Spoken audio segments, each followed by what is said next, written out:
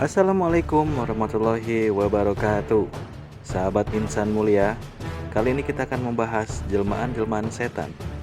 Tapi yang akan kita bahas adalah makhluk-makhluk kasat mata yang Nabi Muhammad SAW menyebutnya setan. Tentunya kalian penasaran apa-apa saja jelmaan-jelmaan setan yang akan kita bahas.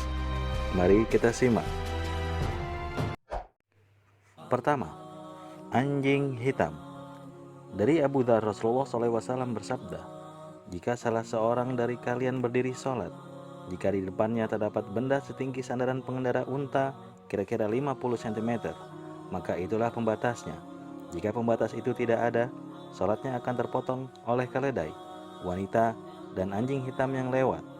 Adapun yang termaksud terpotong dalam hadis tersebut bukanlah batal dalam arti harus mengulangi, tapi berkurangnya nilai sholat karena gangguan yang mengurangi kekhusyuannya." Perawi berkata, "Wahai Abu Dzar, apa bedanya anjing hitam dengan yang merah dan kuning?" Abu Dzar berkata, "Wahai putra saudaraku, aku bertanya kepada Rasulullah SAW seperti pertanyaanmu padaku." Beliau menjawab, "Anjing hitam adalah setan." Hadis riwayat Muslim. Di dalam kitab Aunul Ma'bud disebutkan, setan kadangkala menjelma menjadi anjing hitam. Ada juga yang mengatakan disebut setan karena yang hitam lebih berbahaya. Sedang di dalam kitab Tahfatul Ahwazi dijelaskan, anjing hitam biasanya anjing yang buruk dan tidak banyak bermanfaat. Imam Ahmad bahkan menganggap binatang hasil buruan anjing hitam tidak boleh dimakan.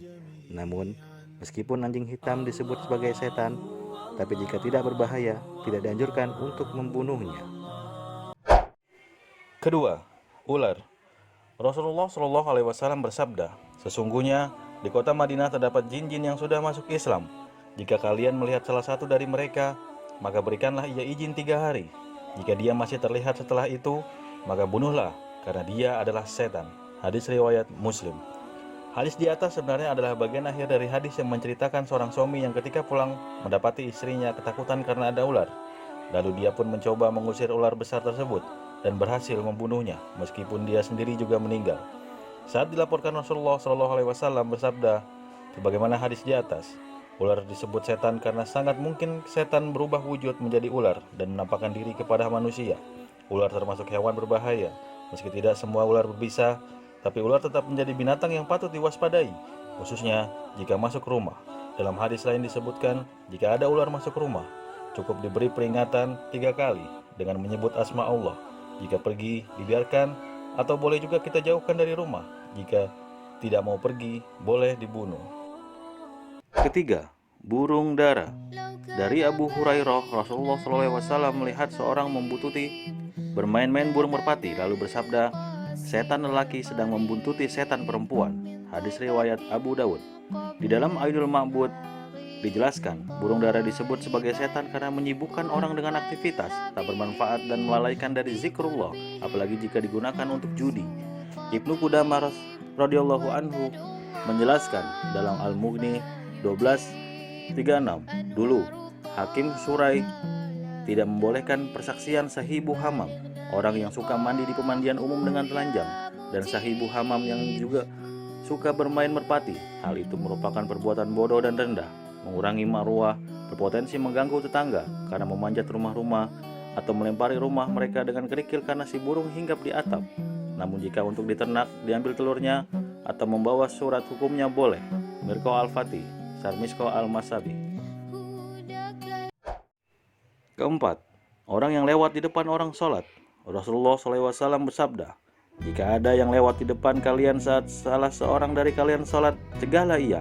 Jika dia enggan, tetaplah cegah dirinya. Dan jika masih saja bersikeras lewat, lawanlah ia, karena dia adalah setan." Hadis riwayat Bukhari dan Muslim. Orang yang lewat di depan orang sholat disebut setan, maksudnya ia melakukan perbuatan setan, atau yang mendorongnya lewat di depan orang sholat dan enggan diperingatkan adalah setan.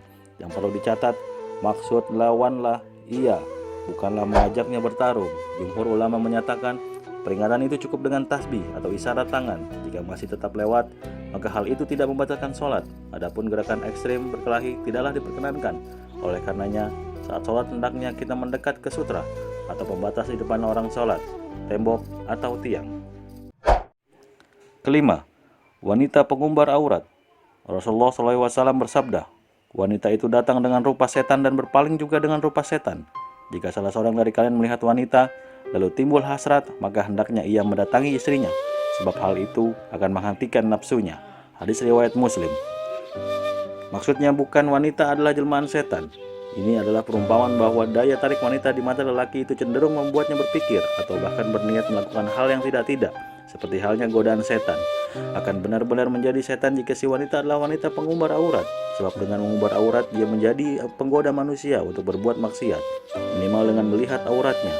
Adapun wanita yang menutup auratnya dengan baik, tentunya tidaklah demikian. Pun begitu, masih sangat mungkin setan membangkitkan nafsu kaum lelaki dengan bisikan dan hailan saat melihatnya. Meski itu sangatlah keterlaluan, oleh karenanya, meskipun telah berhijab rapat, pergaulan pria wanita tidak boleh bebas, harus menjaga jarak sesuai tuntunan syariat. Hadis-hadis ini menjadi peringatan yang sangat berarti bagi kita bahwa setan dapat mengganggu dan berbagai wujud dan godaan. Hendaknya kita bisa lebih waspada. Semoga Allah melindungi kita dari setan yang terkutuk. Amin. Silakan subscribe, like, dan share video ini. Semoga kita menjadi insan yang mulia di hadapan Allah Subhanahu wa taala karena telah mensiarkan agama Islam dengan menaati perintahnya dan menjauhi larangannya serta menjalankan sunnah-sunnah Rasulullah. Assalamualaikum warahmatullahi wabarakatuh.